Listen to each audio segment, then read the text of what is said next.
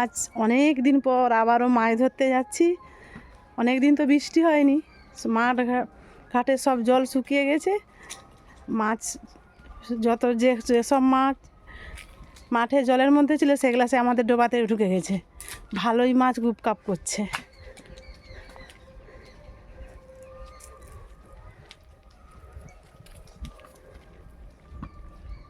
অনেক দিন পর এই জাল ফেলবে, দেখা যাক মাছ পড়ে কি না।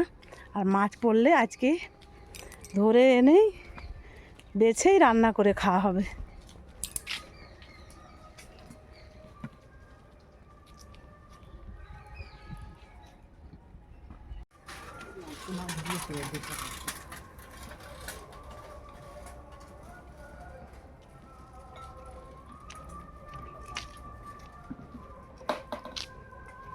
বেঁধে আর কি হবে,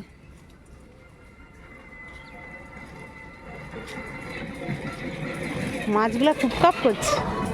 এগুলো সব ছোটো ছোটো ল্যাঠা মাছ। আর এই মাছে মানে মাঠের ল্যাঠা মাছের স্বাদ প্রচুর। হাই ওখানটা বজবজ বজবজ করছে কেন করছি? হাই হাই দেখো দেখো, তুমি তোমার পিছনটা দেখো। বলে কি ওরা কাদা তুলছে, বজবজ করছে।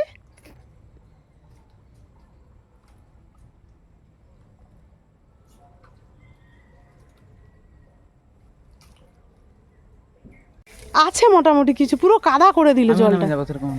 তুই নেমে যাবি? তুই পারবি? যে জীবনে একটা গ্লাস জল খেতে।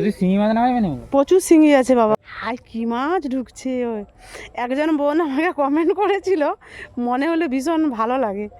বলে একটা ছোট ডোবা, তাতে মাছ ধরার জন্য শেষই হচ্ছে না। সত্যি কি বলবো, দেখুন আজকে প্রায় দিন 15 পর মাছ ধরতে আসলাম। কি আছে ভিতরে এখন কি করে? ওগুলো বড় ল্যাঠা মাছ হবে, শোল মাছ নেই, বড় ল্যাঠা মাছ।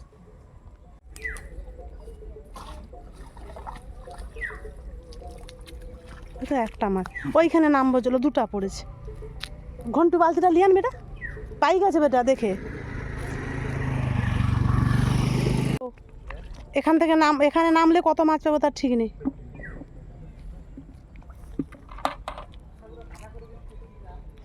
আর সেই এক জায়গায় কাদা করে দিচ্ছে, আমার এখানে গুলা ধরে নেই না। ধর ঘন্টু ধর। আরে চলে গেল চলে গেল। আমাদের জমিটাতে প্রচুর আওয়াজ উঠছে মাছের, প্রচুর প্রচুর আছে প্রচুর। বাবার একসঙ্গে অত কচি বালতিটা দে বাবু, বালতিটা দে। কি মাঠে মাছের শব্দ, সবসময় মাঠে আসতে হবে, না হলে ধান গাছ ঘেঁটে দিয়ে মাছ ধরে নিবে সেই আমাদের উপরের জমিনগুলোতে। একটু একটু জল আছে, চংটাকে বেঁধে দিতে হবে জানো। ওগুলা ল্যাঠা। তোর বাবা আমি নামবো এক্ষুনি। শব্দ পাচ্ছেন বন্ধুরা, মাছের শব্দ। চংলা বেঁধে দাও যাতে না চঙের ভিতরে মাছগুলো ঢুকতে পারে। কাদা টাদা নিয়ে কথা ভেঙে দেবে বলে ঝট করে নামি বাবা, প্রচুর মাছ, আমি ধরতে পারবো না। ওই বাবা, ও বাবা একসঙ্গে অত কি বাবা রে, চচ্চর করে। হায় হায় পকজি ধরতে পারবো না।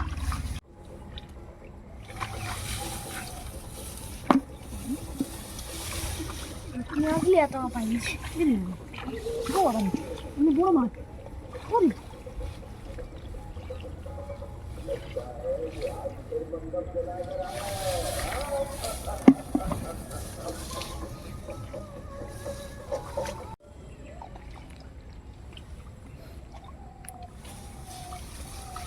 এত মাছ পাচ্ছি কি বলবো, শুধু ল্যাঠা মাছ।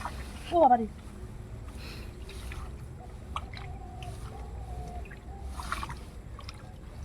সব পালিয়ে যাচ্ছে। ও বাবারে, এখানটায় জল কম আছে, কিন্তু ওখানটাতেই জল আছে। জড়া জড়া পাচ্ছি, জড়া জড়া। 10 মিনিট দেখুন বন্ধুরা, এই 10 মিনিটে কতগুলো মাছ ধরে। আরে মাঝি করতে এসে দেখি এত মাছ নেমে গেছি, কোনোদিন নামিনি কাকি, মাছ নেমে গেছি। আর মাছের আওয়াজ, বাপরে বাপ, মাছের আওয়াজ শুনলে মানে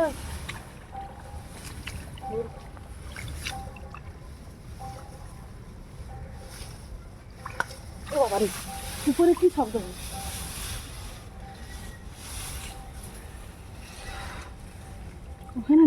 10-15 মিনিটে অতগুলো মাছ ধরেছি জানেন।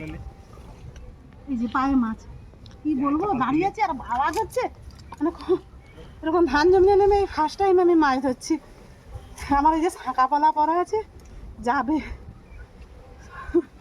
কাদা উঠে গেল সব, আমি এবারে উঠে যাবো, যত ধরবো ধরা শেষ হবে না। তাও হ্যাঁ 500 ধরে নিয়েছি, আর নয় আমি হাঁপিয়ে গেছি বাবু।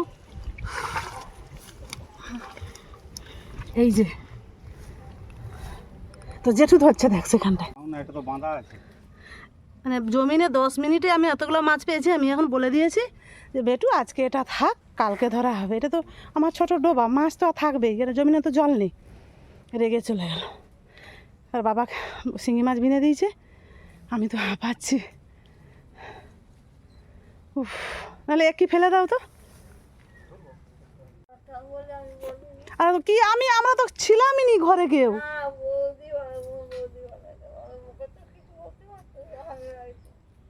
বড় বৌদিকে বলবে হাঁকড়াইতে, কেউ যদি আসে তুমিও হাঁকড়াবে আর বড়দিও যেন হাঁকড়ায়।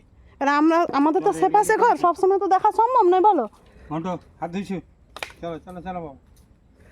আজ ওইগুলোই যন্ত্রণা হচ্ছে প্রচুর, শিঙি মাছ বিঁধে দিয়েছে না, ডাল ফেলানো হলো না, আজ হাতেই এতগুলো ধরে নিয়েছি। হ্যাঁ কি হয়েছে, নিজের জমিনে নিজে ধরছি তো।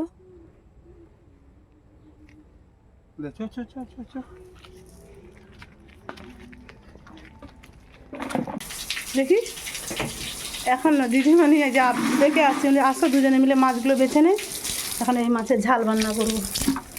দেখুন হাত দিয়ে 10 মিনিটে এত মাছ, বড় বড় হয়ে গেছে তো ধান গাছ, হাত টাত চিরাচিরি হয়ে গেছে ধান গাছে পাতায়।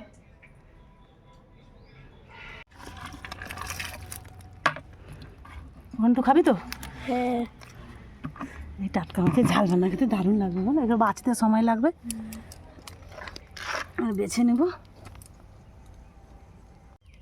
মাছগুলো, আমি ছাইয়ে ঘষে নিয়েছি, দিয়ে এই যে বাছতে বসছি, বেছে এক্ষুনি রান্না করব। টাটকা টাটকা মাছ ধরে রান্না করে খেতে দারুণ লাগবে।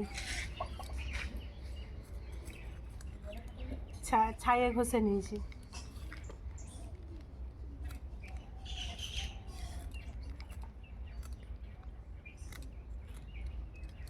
মাছ কেটে ভালো করে ধুয়ে নিয়ে চলে এসেছি, এবার লবণ মাখিয়ে নিচ্ছি।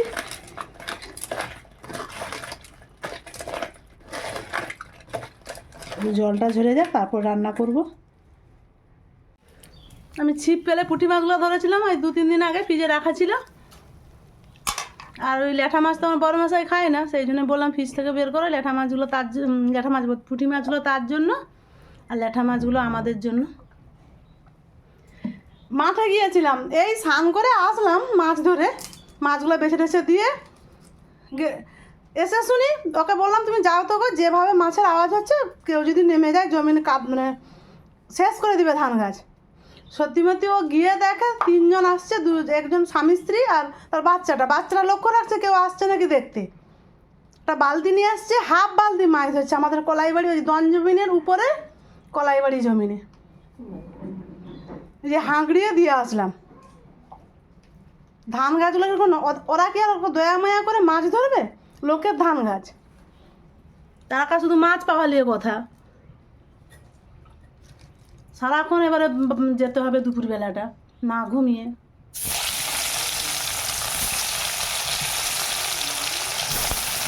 সঙ্গে সঙ্গে নেড়ে দাও দিদিমণি, নাহলে লেখা মায় না থেকে যাবে। ও বাঁকা স্বভাব, নাড়লেও বাঁকবে।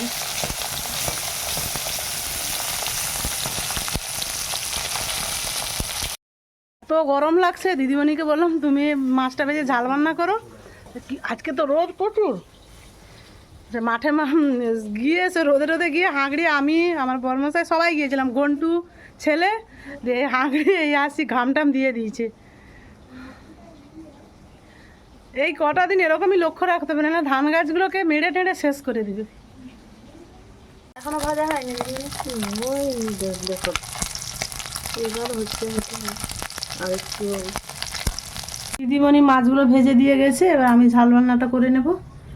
আমি তো কোনো দিন এরকম ধান গাছের ভিতরে নেমে মাছ ধরিনি, আজকে প্রথম নামলাম। আমার সে ধান গাছগুলো তো হয়ে গেছে, গাছগুলো কি হয়েছে দিদিমণি কাঁটা বড় হয়ে গেলে তো গাছে কাটা, সেইগুলো এমন হাত টাতগুলো চিরাচিরি হয়ে গেছে, আমার তো জ্বলে যাচ্ছে, যত ঘাম দিচ্ছে জ্বলে যাচ্ছে। এবার ঝাল রান্নাটা করে নেব।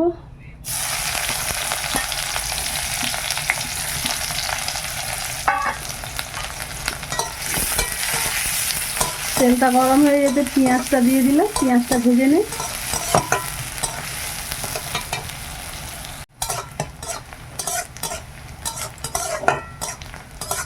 পেঁয়াজটা ভেজে নিয়েছি, আর দিদিমণি লঙ্কা সরিষা জিরা বেটে রেখেছিল, তার মধ্যে আমি হলুদ আর লবণ দিয়েছি।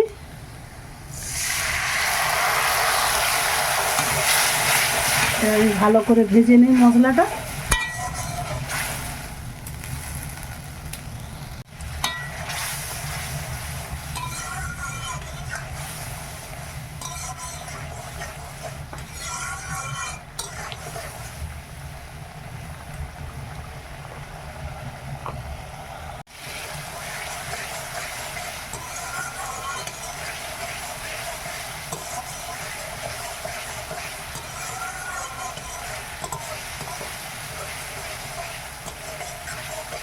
মশলাটা ভাজা হয়ে গেছে, এবার জল দিয়ে দেবো,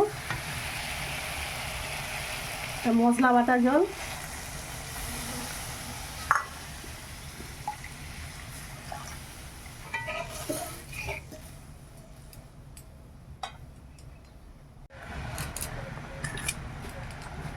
জলটা ফুটে গেছে ভালোভাবে, এবারে মাছগুলো দিয়ে দিলাম।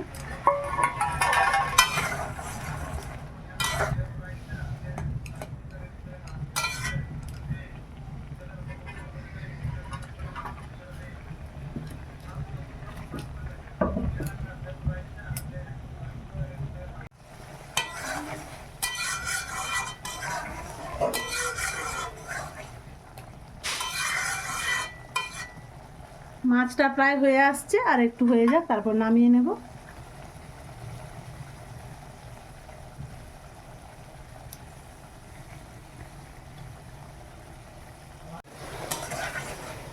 এবার হয়ে গেছে, নামিয়ে নে।